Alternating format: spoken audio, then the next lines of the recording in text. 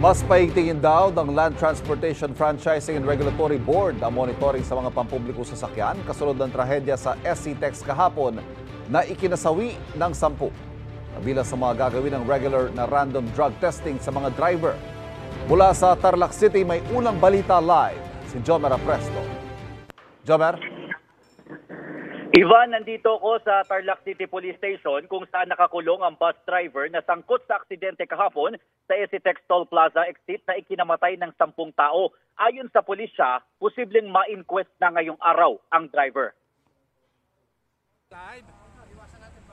Kuha ang video na ito sa northbound lane ng SC-TEX Toll Plaza sa Tarlac City kahapon. Pahirapan ang ginawang rescue at retrieval operation ng otoridad dahil sa tindi ng pagkakayupi ng van kung saan nakasakay ang ilan sa mga biktima. Ayon sa pulisya, 5 sasakyan ang nasangkot sa karambola na nag-umpisa sa isang bus na patungong Pangasinan. Ang binangga po is yung sa Nissan Urban. Yung Nissan Urban is bumangga dun sa Kia Sonet. Yung Kia Sonet naman po, binanggaan niya yung PAW tractor head. And then yung PAW tractor head is binangga naman po yung Toyota Veloz. Naidlip daw po siya. Patay ang 10 tao. 8 sa kanila ay mga pasahero ng van at 4 dito ay pawang mga bata na mga edad 4 hanggang 9. Patay rin ang mag-asawa na sakay ng sumunod na kotse. Isa sa kanila, miyembro ng Philippine Coast Guard ayon sa pulisya. Batay sa datos ng pulisya, sugatan din ang 35 tao na sakay ng bus. 3 sa kanila dito ay mga menor de edad. Ayon sa pulisya, nakapag-usap na ang bus company at ang mga sugatang pasahero at karamihan sa kanila nakauwi na.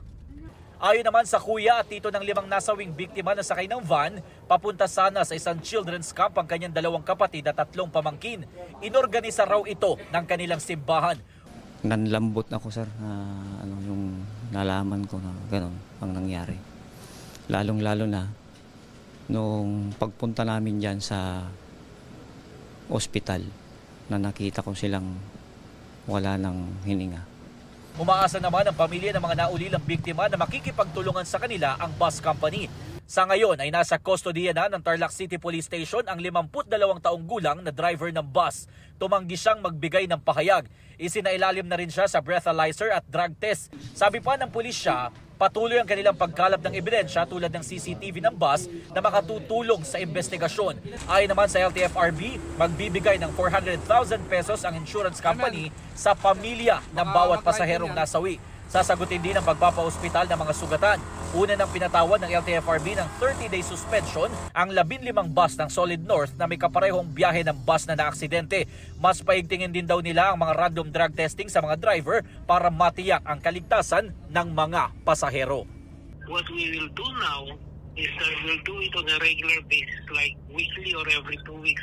Pero pa iba-ibang terminal. We will not announce where we are going to do it. But we will do it as frequent as we can. Ivan, kabilang naman sa posibleng isampang reklamo sa driver ng bus ang reckless imprudence resulting to in multiple homicide, multiple physical injury at multiple damage to property. Jomer, may resulta na kaya yung ginawang breathalyzer at drug test sa driver ng bus?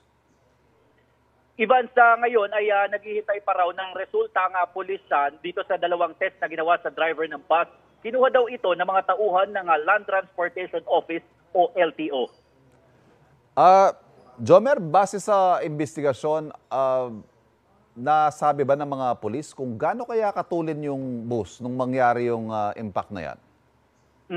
Ang binabanggit ng Tarlac City Police Station, Ivan, ay hinihintay pa nila yung kopya ng CCTV na nasa loob ng bus.